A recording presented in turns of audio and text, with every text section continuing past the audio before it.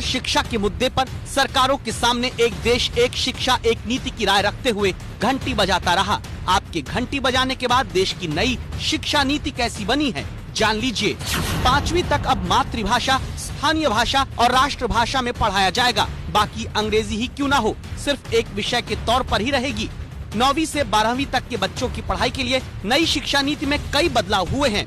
9वीं से 12वीं क्लास तक सेमेस्टर में परीक्षा होगी। 10वीं और 12वीं की बोर्ड परीक्षा पहले की तरह ही है, लेकिन नई नीति में स्वेच्छा से अब आपके बच्चे नए विषय चुन पाएंगे। जैसे कोई छात्र विज्ञान के साथ संगीत भी पढ़ना चाहे तो उसे ये विकल्प मिलेगा। बच्चा जब स्कूली शिक्षा पूरी करके निकलेगा तो ये तय किया जाएगा कि वो कोई नई स्किल के साथ बाहर निकले। बच्चों के रिपोर्ट कार्ड की चिंता हर अभिभावक और छात्र को होती है। नई पॉलिसी में सुनिए क्या है। बच्चा स्कूली शिक्षा के दौरान अपना रिपोर्ट कार्ड तैयार करने में भी भूमिका निभाएगा। रिपोर्ट कार्ड को लेकर नई शिक्षा नीति में 3 हिस्से हैं। पहला, बच्चा अपने बारे में खुद मूल्यांकन करेगा। दूसरा, उसके सहपाठियों से होगा और तीसरा, अध्यापक के जरिए।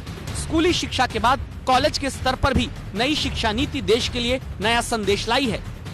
ग्रेजुएट कोर्स में 1 साल पर सर्टिफिकेट मिलेगा, 2 साल पर डिप्लोमा, 3 साल पर डिग्री मिलेगी। अब कॉलेज की डिग्री 3 और 4 साल दोनों की होगी। 3 साल की डिग्री उन छात्रों के लिए जिन्हें आगे उच्च शिक्षा नहीं लेनी है। उच्च शिक्षा से जुड़ा बड़ा बदलाव भी आपको हम बताते हैं।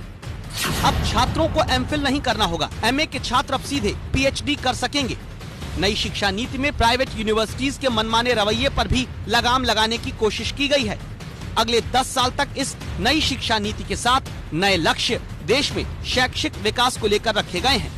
आपका शो घंटी बजाओ देश की नई शिक्षा नीति को लेकर आपसे वादा करता है कि आगे जमीनी रिपोर्ट हम दिखाते रहेंगे, ताकि नई शिक्षा नीति को लेकर अगर कमियां जमीन पर दिखती हैं तो सरकार तक आवाज आप घंटी बजाकर पहुंचा सकें।